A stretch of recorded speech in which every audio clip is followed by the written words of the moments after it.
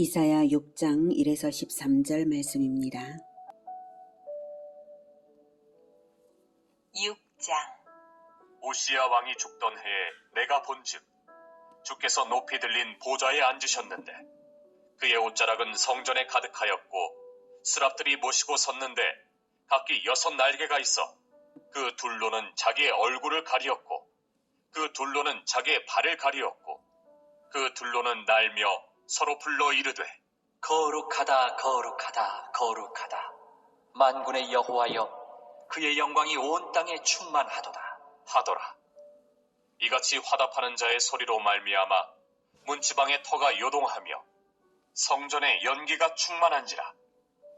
사랑하는 형제 여러분, 2월 16일 목요일 저녁 목상에 오신 것을 환영합니다.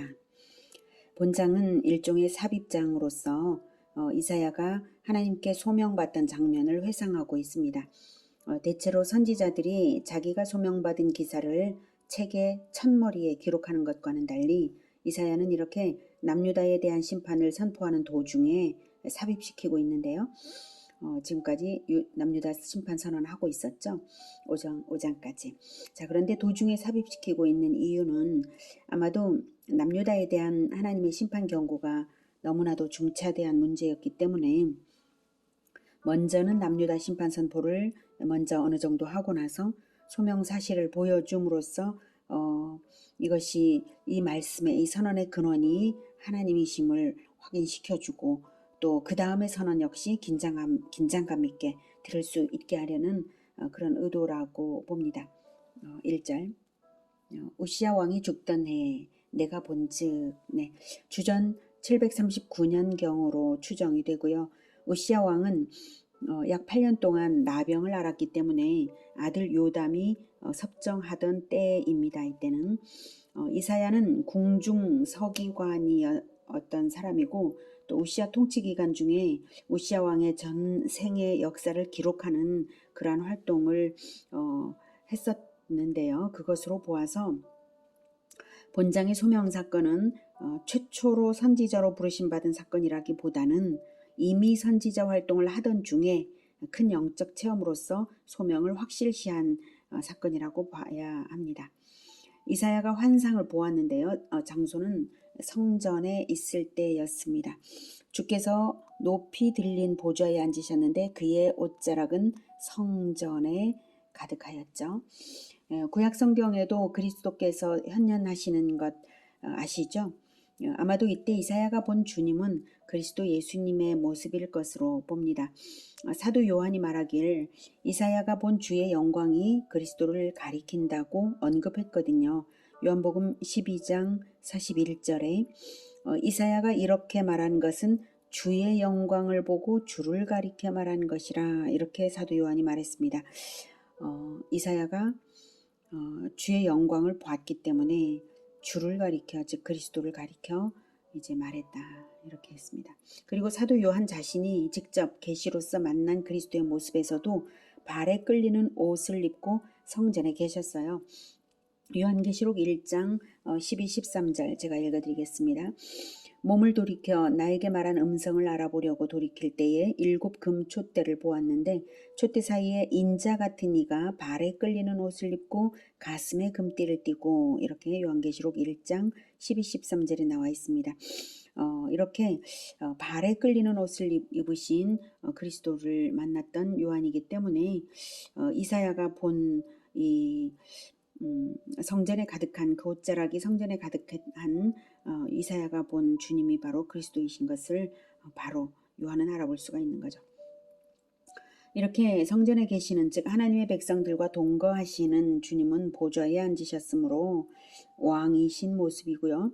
또 옷자락이 성전에 가득한 모습은 온 세상 전체를 통치하시는 왕적 위엄을 나타내는 것입니다.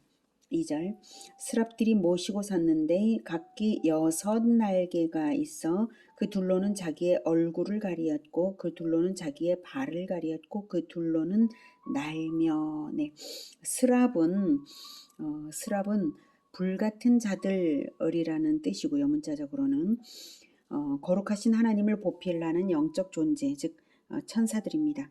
스랍의 날개는 6개고요. 둘씩 날개의 사용 용도가 달라요. 두 날개로는 얼굴을 가리는 것은 영광스러운 하나님을 감히 볼 수 없는 피조물로서 주님을 경외하는 표시이고요. 또 다른 두 날개로 발을 가리는 것은 가장 더러운 발을 가림으로써 하나님 앞에서 성결과 겸손을 나타내는 것입니다. 나머지 두 날개로 나르는 것은 신속한 명령 수행을 위해서 준비된 것입니다. 3절 서로 불러 이르되 거룩하다 거룩하다 거룩하다 만군의 여호와여 그의 영광이 온 땅에 충만하도다 하더라. 네. 스랍들은 두 편으로 나뉘어서 서로 화답함으로써 찬양을 했습니다.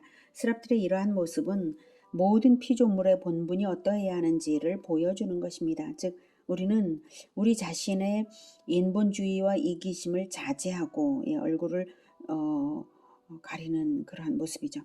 그리고 죄악된 행실, 발을 가리는 것, 죄악된 행실을 부끄럽게 여기며 또 성도 간의 화답과 나눔으로써 하나님을 즐거워하고 영화롭게 하는 것이 마땅한 것입니다. 이 스랍과도 같은 그러한 태도로서 늘 하나님 앞에 있어야 되는 것입니다. 웨스트민스터 소유리 문답 1문에서도 사람의 제1 되는 목적은 하나님을 영화롭게 하고 그를 영원토록 즐거워하는 것이다 라고 말하고 있습니다. 하나님을 찬양하는 내용은 거룩하심과 영광이 온 땅에 충만하신 것입니다. 그러므로 마침내 완성하실 천국도 거룩하고 온 땅에 하나님의 영광 가득한 날이 마침내 될 것입니다. 4절 이같이 화답하는 자의 소리로 말미암아 문지방의 터가 요동하며 성전의 연기가 충만한지라. 네. 스랍들의 화답 찬양에 대한 응답으로서 하나님은 임재의 현상을 나타내어 주셨는데요. 문지방의 터가 요동하며 성전의 연기가 충만한 것입니다. 이런 현상은 과거 출애굽 후에 시내산 언약식이 있었죠. 이스라엘과 하나님 사이에. 그때에도 이스라엘 백성 앞에서 그런 현현을 보여주셨습니다. 출애굽기 19장 18절에 시내산의 연기가 자욱하니 여호와께서 불 가운데서 거기 강림하심이라. 그 연기가 옹기가마 연기같이 떠오르고 온 산이 크게 진동하며 이렇게 기록하고 있어요. 그러므로 이사야의 죄 때문에 그런 것은 아니죠. 문지방이 요동했다는 것은 이사야의 죄 때문은 아니에요.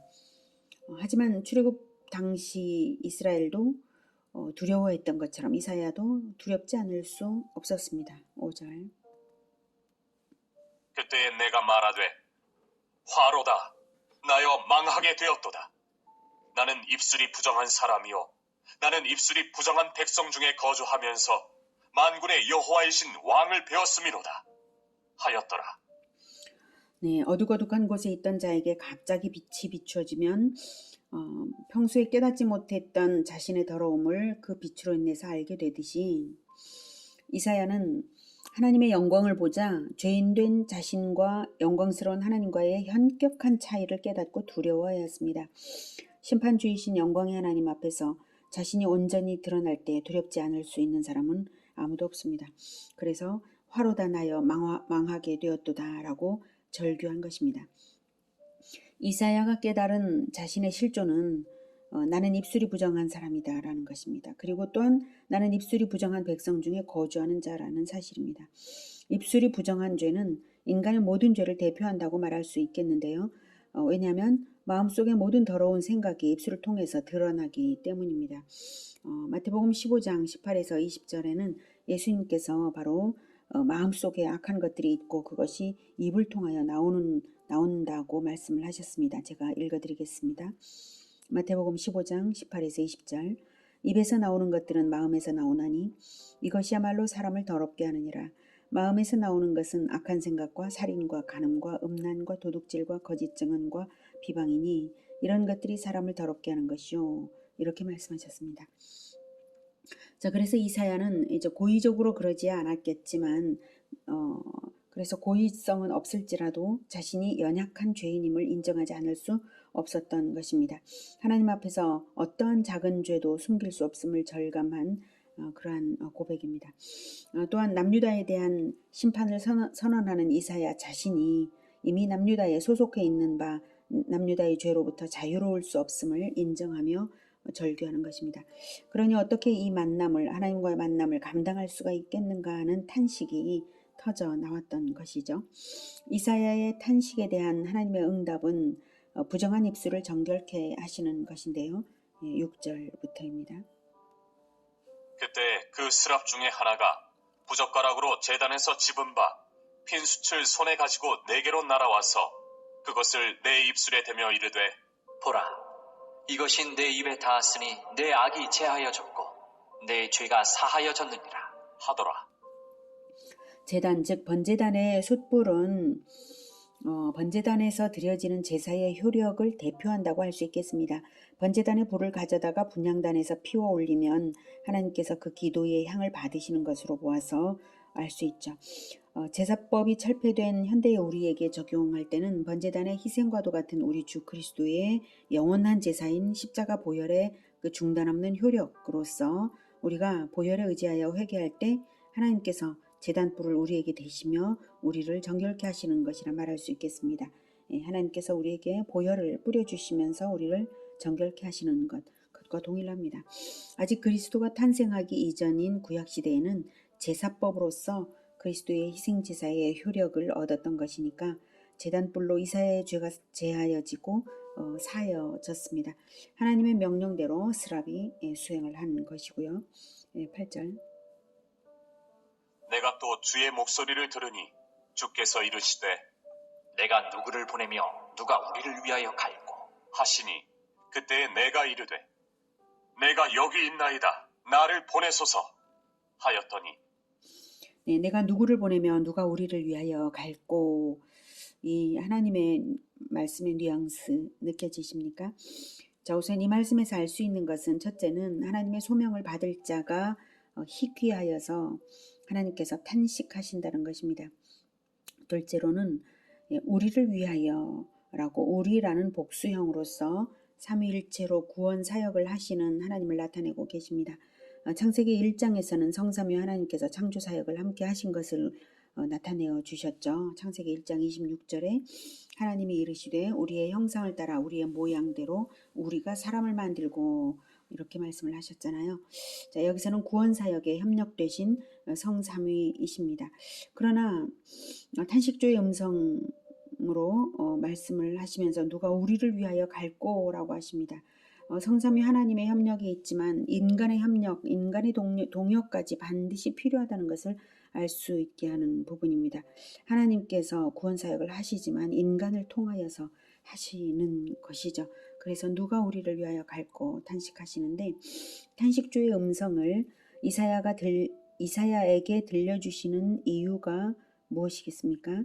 하나님의 안타까운 마음에 공감된다면 소명을 받으라 라는 뜻이죠. 그래서 이사야가 즉시로 그 마음을 알아들여서 자원합니다. 내가 여기 있나이다. 나를 보내소서. 이렇게 나설 수 있었던 것은 방금 제단 숯불로 입술이 정화되었고 죄사함을 받았기 때문입니다. 죄사함이 먼저 있지 않고서는 소명을 받을 수는 없었겠죠. 그 어떤 사명이라도 먼저는 죄사함을 거쳐서 진정 사명자가 될 수 있는 것이지 죄와 함께 하나님의 일이 공존될 수는 없는 것입니다. 여기서 중요한 것은 이사야의 자발성을 우리가 본받아야 할 것입니다.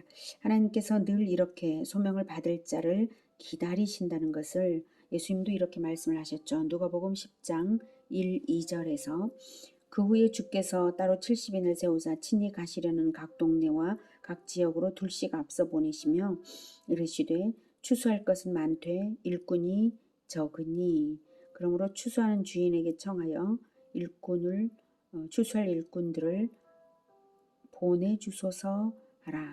주인에게 청하여 추수할 일꾼들을 보내주소서 하라. 기도만 하라는 뜻이 아니라 실은 추수꾼으로 자원하기를 간절히 바라시고 예수님께서 하신 말씀이십니다. 지금도 자원하는 자를 간절히 기다리시는 하나님이십니다. 그 마음을 느낀다면 전도자로 자원하시기를 적극 권해드립니다. 이사야는 하나님의 마음을 공감했기에 또한 죄사함을 받았기에 서슴없이 나를 보내소서 했습니다. 그랬더니 명령을 주십니다. 9절 여호와께서 이르시되 가서 이 백성에게 이르기를 너희가 듣기는 들어도 깨닫지 못할 것이요 보기는 보아도 알지 못하리라 하여 이 백성의 마음을 둔하게 하며 그들의 귀가 막히고 그들의 눈이 감기게 하라. 염려하건대 그들이 눈으로 보고 귀로 듣고 마음으로 깨닫고 다시 돌아와 고침을 받을까 하노라 하시기로. 네, 야, 이렇게 말하라는 거죠. 백성들아, 너희가 심판 예언을 듣기는 들어도 깨닫지 못할 것이요 심판의 일면이 실행되는 것까지 보기는 보아도 알지 못하리라 라고 하면서 심판을 선언하면 선지자의 사역이 이러한 심판 선언 사역이 완악해질 대로 완악해진 백성들에게는 격분을 자아낼 거거든요. 그래서 죄를 더욱 가속화시키게 됩니다. 그렇게 될 것까지를 다 예상하고 심판을 선포하라는 말씀이십니다. 그렇게까지 하는 것은 하나님의 지극한 사랑이죠. 아들같이 사랑하는 선지자를 보내어서 위험천만한 그들에게 예언을 하게 하시면서라도 하나님의 뜻을 전하여서 어떻게든지 남을 자들을 구원하고자 하시는 간절한 하나님의 마음입니다. 또한 하나님의 표현에는 행한 대로 갚으시는 하나님의 원칙이 나타나는 것을 알 수가 있어요. 즉 백성들은 이미 하나님께 대하여 자기들이 염려하는 태도로 이렇게 말하는 거죠. 우리가 눈으로 보고 귀로 듣고 마음으로 깨닫고 다시 하나님께 돌아와 고침을 받을까 너무 걱정된다. 이러한 태도로 염려하여서 도무지 하나님께 못 돌아가겠노라 하는 태도가 그들의 태도였기 때문에 하나님께 대하여 방어하고 대적하는 백성들이었으므로 하나님께서도 동의를 하게 하신다는 의미입니다. 물론 그런 태도로서 진정 신실한 자들만은 부디 남아서 돌아오라는 절실함으로 하나님의 태도는 바로 그런 절실함으로 보여주시는 것이죠. 그래서 그렇게까지 말씀하시는 것입니다. 자, 그러니 하나님의 뜻을 깨닫지 못하는 영적 어둠의 기간이 있게 될 것을 이사야는 알겠는데요. 그래도 신실하신 하나님의 성품으로 볼 때 언약 백성에 대한 심판이 영원한 심판은 아닐 테니까 언제까지 심판이 지속될지가 궁금합니다. 하나님의 성품을 믿고 또한 긴 안목으로 하나님의 계획을 파악하고 있는 이사야입니다. 그래서 묻습니다. 심판이 끝나서 동족이 회복될 것에 대한 소망이라도 붙잡아야 이사야는 사역을 할 수 있을 테니까요. 11절. 내가 이르되 주여 어느 때까지이니까 하였더니 주께서 대답하시되 성읍들은 황폐하여 주민이 없으며 가옥들에는 사람이 없고 이 토지는 황폐하게 되며 여호와께서 사람들을 멀리 옮기셔서 이 땅 가운데에 황폐한 곳이 많을 때까지니라. 그 중에 10분의 1이 아직 남아있을지라도 이것도 황폐하게 될 것이라. 밤나무와 상수리나무가 배임을 당하여도 그 그루터기는 남아있는 것 같이 거룩한 씨가 이 땅의 그루터기니라 하시더라. 하나님께서는 연수로 대답하지 않으시고요. 어느 때까지니까 라고 물은 질문에 대해서 연수로 대답하지 않으시고요. 심판의 정도로서 대답하십니다. 심판에도 일정한 정도의 목표치가 있는 것입니다. 네, 성읍들은 황폐하여 주민이 없으며 가옥들에는 사람이 없고 이 토지는 황폐하게 되며 여호와께서 사람들을 멀리 옮기셔서 이 땅 가운데에 황폐한 곳이 많을 때까지니라 라고 그리스도께서 직접 대답을 하신 것이죠. 전쟁의 참화를 겪고 포로가 되게 하기까지 심판하시겠다는 뜻입니다. 이 말씀은 주전 586년에 있었던 바벨론 침략으로서 성취되고 말았습니다. 13절에 그 중에 10분의 1이 아직 남아 있을지라도 이것도 황폐하게 될 것이나 라고 10분의 1조차도 남기지 않으시겠다고 하십니다. 하나님의 심판이 일단 시행되면 얼마나 철저하게 시행되는지 남은 자도 또 황폐해진다. 심판의 쓴맛을 철두철미하게 맛보게 하실 것입니다. 이렇게 정한 이상 이 세상 어느 누구도 막을 수 없는 것임을 이사야는 알았을 것입니다. 심판을 유보해달라고 기도한 것이 아니라 회복의 때를 물었으니까요. 그렇습니다. 소망은 있습니다. 밤나무와 상수리나무가 배임을 당하여도 그 그루터기는 남아 있는 것 같이 거룩한 씨가 이 땅에 그루터기니라 하시더라. 네. 밑둥만 남기고 배임당한 그루터기, 그런 그루터기에서 싹이 돋아서 다시 나무로 자라는 것을 본 적이 있으시죠? 네, 있으신가요? 그런 것처럼 아무 희망이 없는 그 자리에서 생명이 끊어지지 않고 남을 자들이 있다 하는 것입니다. 그 남은 자들의 생명의 본질은 그러나 과거에 변질된 씨가 아니라 거룩한 씨입니다. 변화받기 싫어하는 그 변질된 그들이 아니라 거룩한 씨입니다.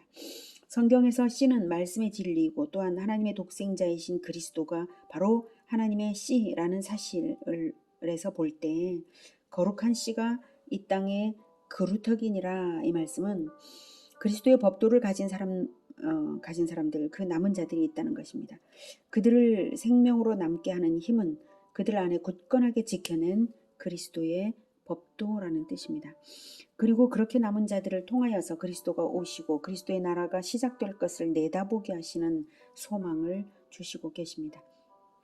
하나님은 마음으로 깨달아 고침받기 싫어하여서 말씀 듣기를 싫어하고 진실 보기를 싫어하고 변화받기 싫어하는 백성들은 철저하게 심판하십니다. 철저한 심판 이후에 비로소 완전히 새 사람으로 거듭나서 남은 자들만 구원받는 것입니다. 그러니 우리가 부지런히 듣고 진실을 보아서 회개하고 또 해서 그리스도의 보혈로 죄사함 받고 우리 백성들을 살리기 위해서 거룩한 씨를 뿌리는 자들로 자원하여 나서야 하겠습니다. 사람들이 듣기 싫어하고 보기 싫어할지라도 거룩한 씨는 반드시 남은 자들을 살릴 것을 믿고 소망을 잃지 않고 전도하는 우리 모두가 되기를 기원합니다. 기도하겠습니다. 하나님, 우리가 전도한 것을 많은 사람들이 건성으로 듣고 진정으로 하나님께 돌아오지 않습니다. 그러나 복음의 씨를 뿌리면 그리스도의 씨가 반드시 그들의 마음 안에 남아서 언젠가는 하나님께로 돌아올 줄을 믿고 우리는 복음을 전하고 있습니다. 하나님, 우리가 복음을 전하는 일을 결코 포기하지 않겠습니다. 주님 도와주시옵소서. 끝까지 그리스도께로 돌아와 끝까지 남을 자들을 붙여주시고 우리 모두가 함께 끝까지 남은 자들로 입증되게 해주시옵소서. 우리가 늘 하나님을 만나며 변화를 받고 또 자원하여서 그리스도의 소명을 받겠습니다. 주님 도와주시옵소서. 예수 그리스도 이름으로 기도드립니다. 아멘. 이어지는 시간은 개인 기도 시간입니다.